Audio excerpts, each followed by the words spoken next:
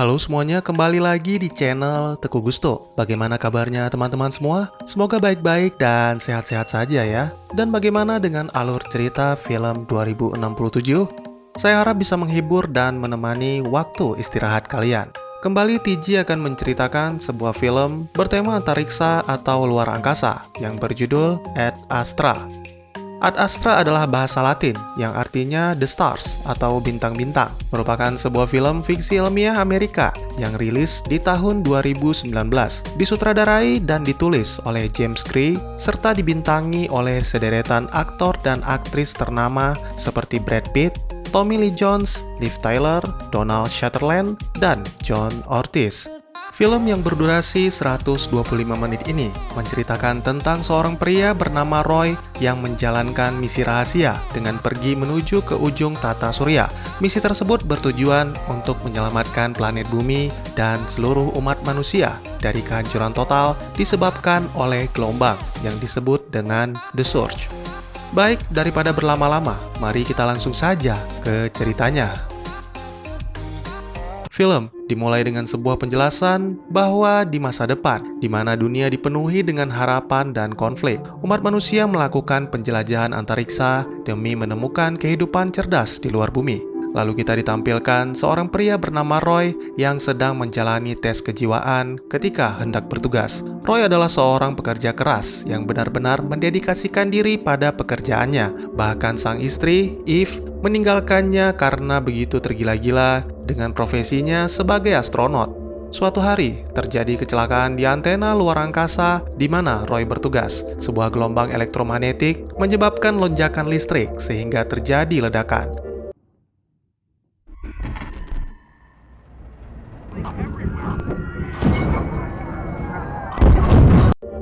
Para astronot pun mulai berjatuhan, bahkan ada beberapa di antara mereka yang tewas.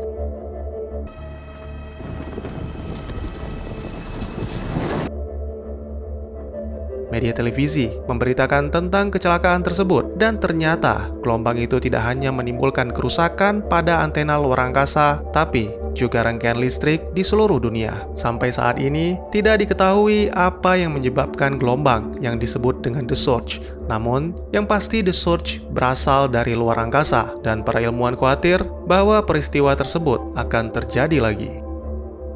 Roy sebagai salah satu dari astronot yang selamat diminta untuk menemui petinggi-petinggi Spacecom untuk dimintai keterangan. Namun semua itu hanyalah sebuah kedok belaka, karena sebenarnya tujuan Roy dipanggil adalah untuk membahas hal yang sangat rahasia.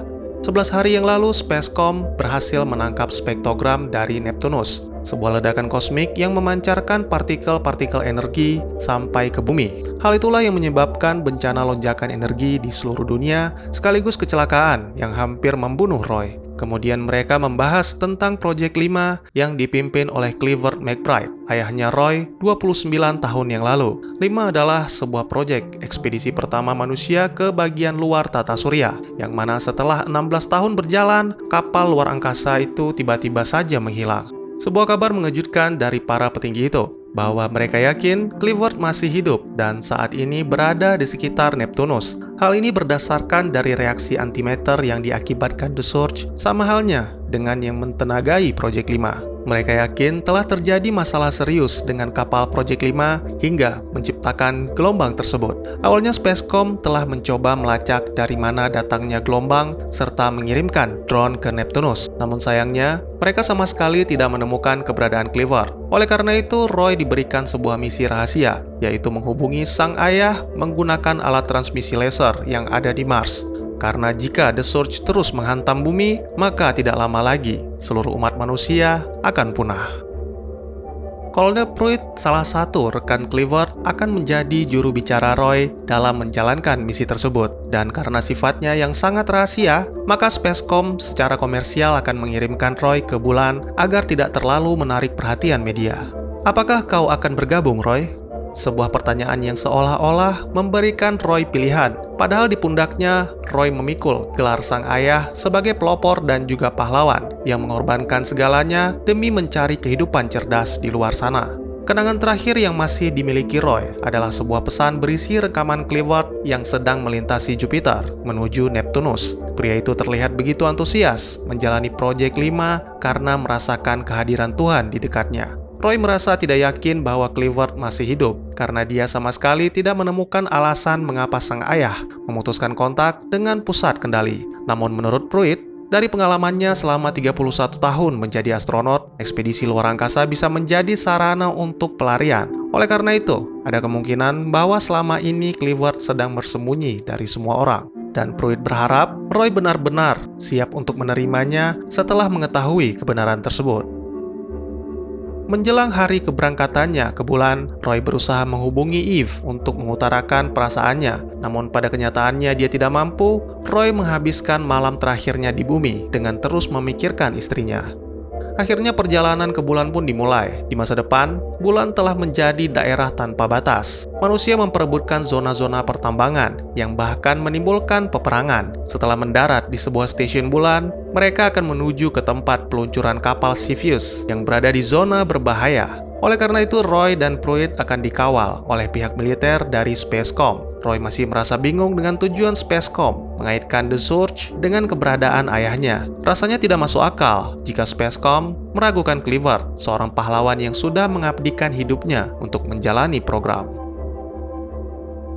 Beberapa waktu kemudian, sesuai dengan penjelasan Pruitt, dengan menggunakan rover, mereka dikawal oleh anggota militer Spacecom untuk menuju ke tempat peluncuran yang berada di zona berbahaya. Salah satu hal yang berbahaya datang dari para perompak yang secara rahasia dibayar oleh beberapa negara untuk menandai zona pertambangan mereka. Biasanya para perompak tersebut akan merampas kendaraan rover atau alat-alat canggih lainnya. Menyadari kedatangan para perompak, Letnan Levant yang memimpin pengawalan langsung menghubungi pusat komando. Namun sayangnya terjadi gangguan komunikasi yang menyebabkan mereka harus bertahan hingga tiba di pangkalan. Terjadi baku tembak antara pasukan Levant dan para perompak yang menyebabkan dua rover pengawal hancur. Dalam pertempuran itu, Levant juga tewas tertembak, sehingga kini harapan satu-satunya ada pada Roy. Beruntung pria itu memiliki pengalaman dalam bidang militer yang menjadi sangat berguna dalam menghadapi situasi seperti ini. Rover Roy ditabrak hingga terpental, namun pria itu berhasil memanfaatkannya untuk melarikan diri ke zona yang gelap.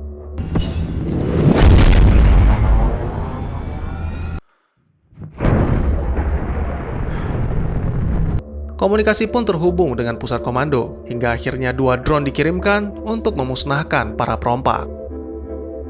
Sangat disayangkan menjelang tiba di pangkalan, detak jantung Pruitt menjadi tidak beraturan. Menyadari dirinya sudah tidak sanggup melanjutkan ekspedisi ke Mars, pria itu memberikan Roy sebuah drive yang bersifat sangat rahasia dan pastinya akan membahayakan diri Roy. Pruitt menjelaskan, di balik misi rahasia ini ada sesuatu yang disembunyikan oleh Spacecom karena mereka tidak bisa mempercayai Roy.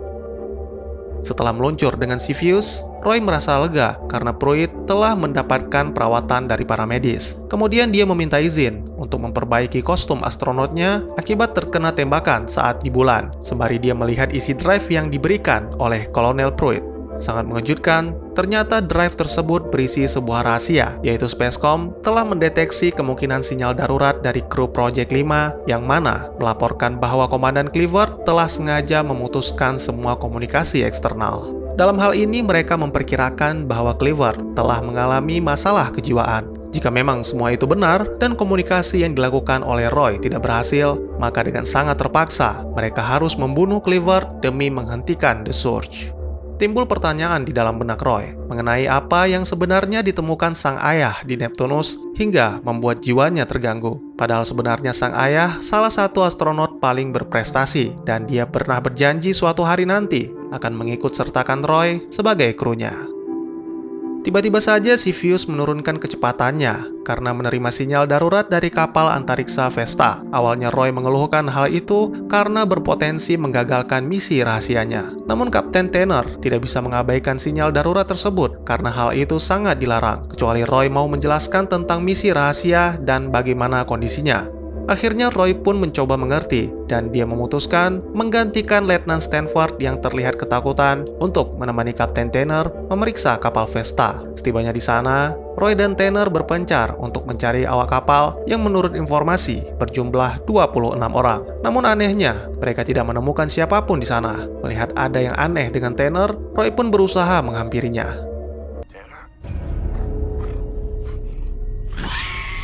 Sangat mengejutkan, ternyata wajah Tanner sedang dimakan oleh primata ganas yang merupakan hewan penelitian kru Vesta. Roy langsung menembak hewan itu dengan senjatanya dan membawa Tanner keluar dari sana. Kemudian muncul primata lain yang ingin menyerang Roy, sehingga dia mengunci pintu koridor dan meningkatkan tekanan udara untuk memusnahkan hewan itu.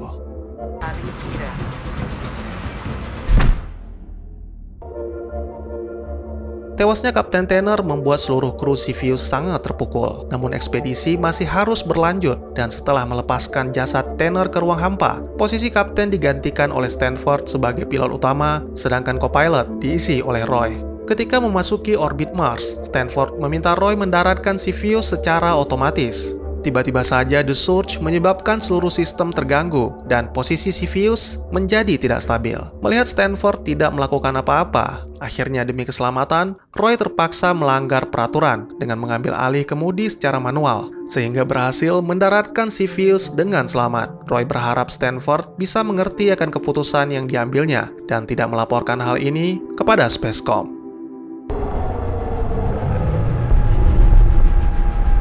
Stasiun penelitian ERSA terletak di bawah tanah, sehingga pancaran The Surge tidak akan berpengaruh pada sistem ataupun daya. Setelah melewati pemeriksaan, Roy diantarkan ke ruangan Spacecom oleh Direktur ERSA bernama Helen. Roy langsung melakukan kontak dengan Neptunus menggunakan transmisi laser. Pria itu merasa kesal karena telah dimanfaatkan oleh Spacecom, sehingga kini Roy tidak tahu apakah masih ingin bertemu ayahnya ataukah menerima dan meyakini sang ayah telah mati. Di percobaan pertama, Roy berbicara dengan Cleaver menggunakan teks dan sama sekali tidak mendapat respon. Namun di percobaan kedua, ketika Roy tidak menggunakan teks dan mengungkapkan keinginannya bertemu dengan sang ayah, sepertinya tim Spacecom mendapatkan sesuatu yang disembunyikan dari Roy dengan alasan hubungan keluarga. Bahkan tes kejiwaannya dibuat gagal untuk memastikan Roy tidak mendapatkan izin terbang. Beberapa waktu kemudian, Direktur Helen menghampiri Roy untuk menjelaskan bahwa kapal Cepheus akan berangkat ke Neptunus dengan membawa bom nuklir. Selain itu, Helen juga menjelaskan tentang apa yang sebenarnya terjadi di Project 5 yang membuat orang tua Helen terbunuh dan memberikan sebuah rekaman berupa pengakuan dari Cleaver. Pria itu telah membunuh seluruh anggota kru yang berniat melakukan pemberontakan dengan mengambil alih kapal untuk kembali ke bumi. Sebuah kebenaran yang mengerikan yang harus dihadapi oleh Roy, bahwa ayahnya jauh lebih mengecewakan dari apa yang diyakininya selama ini. Tapi Roy hanyalah manusia biasa yang yakin bisa membawa pulang ayahnya ke bumi dan menyelesaikan masalah tersebut. Helen hanya bisa membantu mengarahkannya ke lokasi peluncuran. Namun setelah itu, Roy harus mencari cara untuk bisa masuk ke dalam Cepheus.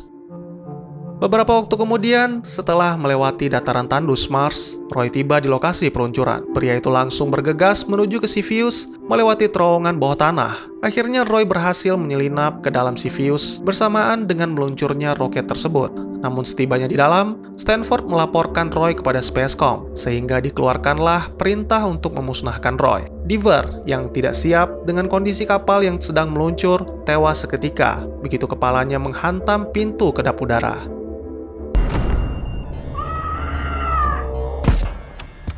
Lalu terjadi perkelahian antara Roy dan Yoshida. Stanford yang ikut membantu mencoba melepaskan tembakan. Namun sangat disayangkan, tembakan itu mengenai sebuah tabung gas yang menyebabkan oksigen tercemar, hingga akhirnya menewaskan Yoshida dan Stanford. Roy melaporkan niatnya kepada pusat kendali, serta nasib ketiga awak kapal yang gugur. Rekaman penerbangan akan menceritakan, dan sejarah akan menentukan. Pria itu akan melanjutkan misinya ke Neptunus dan menghancurkan seluruh Project 5 dengan nuklir yang dibawanya. Akhirnya, Roy mematikan seluruh komunikasi hingga mendekati Station 5 agar tidak terdeteksi.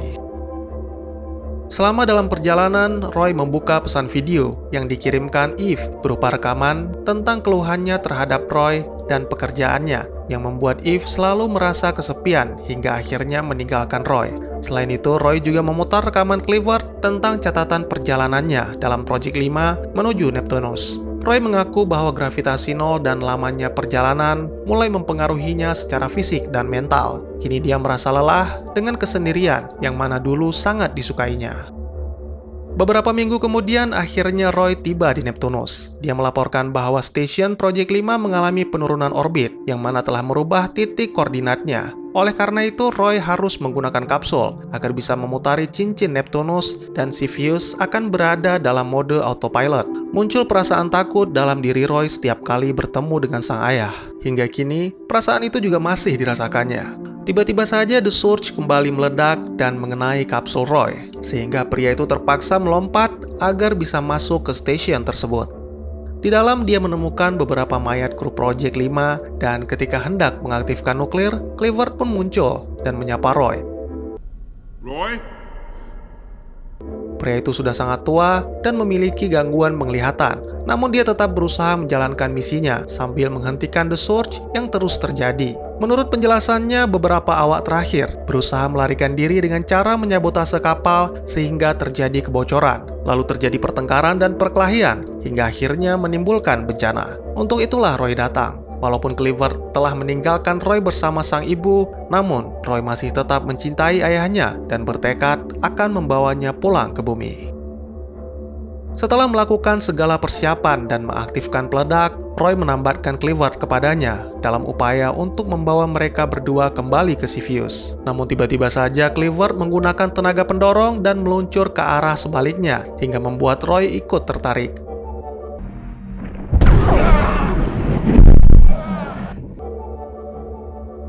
Karena Clifford terus memohon untuk ditinggalkan di sana, akhirnya Roy terpaksa melepaskan sang ayah melayang dalam kehampaan. Roy benar-benar marah sekaligus sedih karena perjuangan yang dilakukannya tidak bisa membawa pulang sang ayah ke bumi.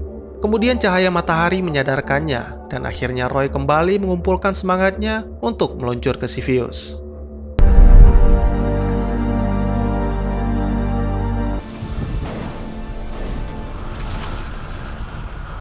Setelah melewati cincin Neptunus, akhirnya Roy tiba di Cepheus dengan membawa semua data-data Project 5. Dia melaporkan kondisi stasiun dan akan menghancurkannya demi mencegah The Surge mencapai bumi. Selain itu, Roy juga akan menggunakan ledakan nuklir sebagai tenaga pendorong utama. Tak lama kemudian setelah Roy meluncurkan pesawatnya, hitungan mundur pun berakhir. Sebuah ledakan dahsyat mendorong kapal Roy dengan sangat cepat hingga nyaris menghancurkannya.